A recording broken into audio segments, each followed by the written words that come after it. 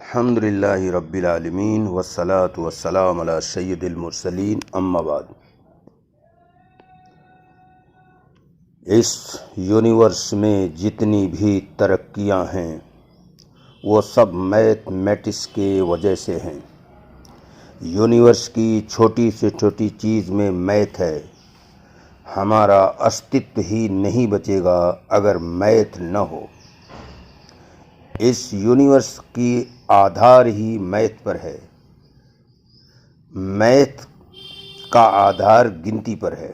लेकिन इससे पहले एक बात ये बता दें कि हमने ये कहा हमारा वजूद ही नहीं बचेगा अगर मैथ न हो, तो इसके बेशुमार प्रमाण हैं, लेकिन उनमें से सिर्फ एक देता हूँ। फॉर एग्ज़ाम्पल, हमारी जो ये धरती है इसका साइज लगभग 25,000 मील की गोलाई में है। ये साइज बेहद अर्थपूर्ण है। अगर इसका ये साइज 50,000 मील होता तो धरती का गुरुत्वाकर्षण इतना ज़्यादा बढ़ जाता कि वो मानव के जिस्म की बढ़ोतरी को रोक देती। इसके बाद धरती पर सिर्फ एक बीते के आदमी दिखाई देते,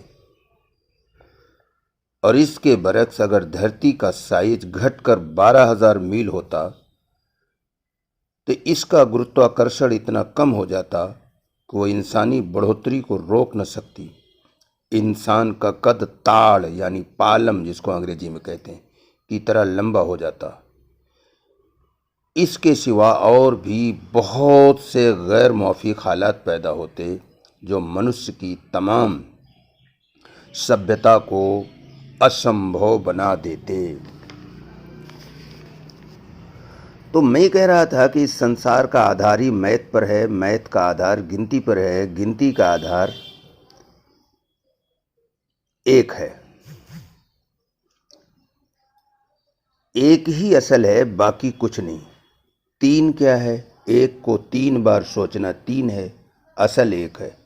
999 क्या है? एक को 999 बार सोचा, ये मैथ का नियम है। एक किसी से नहीं बनता, एक से सब बनते हैं। आप कह सकते हैं कि आधे और आधे से एक बनता है, नहीं बनता। आधा और आधा एक से बनता है। एक को 2 बार तोड़ा जाए तो आधा बनता है। ये मैथ का नियम है, ये लॉजिक की बात नहीं है। एक से सब बनते हैं, एक किसी से नहीं बनता। एक को मानना पड़ता है, उसको नहीं मानेंगे तो गिनती नहीं चलेगी, और गिनती नहीं चलेगी तो मैथ नहीं होगा। मैथ नहीं होगा तो ज़िंदगी नहीं होगी। ज़िंदगी की बुनियाद यानी आधार ही एक है। एक को मानना पड़ता है, एक नहीं होगा तो कुछ नहीं होगा। इस संसार में हर ज्ञान की बुनियाद मैथ है। इतिहास में भी मैथ है, किस सन में हुआ। भूगोल में भी मैथ है, कितनी दूरी पर चांद चक्कर काट रहा है, मैथ आ गया। संसार का कोई ज्ञान ऐसा नहीं है जो मैथ के बगैर हो। सारे ज्ञान का आधार एक पर है, और एक कहाँ से आया? एक को मानना पड़ेगा। ये मैथ कहता है, 1 को मानो। ये मत पूछो कहाँ से आया, 1 से सब कुछ है। जो कम है वो भी, जो ज़्यादा है वो भी। अब साइंस का एक नियम समझ लें, जब कोई चीज़ समझ में नहीं आती, कोई नई घटना ब्रह्मांड की क्या हो रहा है, तो साइंस का नियम यह है कि साइंसदां ये करते हैं कि कुछ कल्पना करते हैं, जाकर तो देख नहीं आते, तो कुछ कल्पना करते हैं। चंद कल्पनाएं आती हैं, उसमें से कल्पनाओं को लेकर चिंतन मनन करते हैं।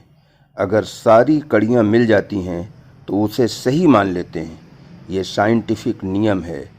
पहले मान लिया जाता है, वहाँ से बात चलती है। बात 1 से शुरू होती है, उस एक के लिए कोई प्रमाण नहीं मांगा जाएगा, 1 को माना जाएगा। ये सिद्ध हो गया, कुछ भी लो वो 1 से सिद्ध हो जाएगा। चाहे जो चीज़ ले लो वो 1 से बन जाएगा, कम भी ज़्यादा भी। फिर कल्पना सही सिद्ध हो जाती है और ये मान लिया कि एक तो है, बाकी जो कुछ है वो एक पर आधारित है, उस एक से बना है, एक किसी से नहीं बना। ये मैथ का प्रमाण है ईश्वर के अस्तित्व की। उस एक को मानना पड़ेगा, एक से सब कुछ होगा, एक के लिए प्रमाण नहीं मांगा जाएगा।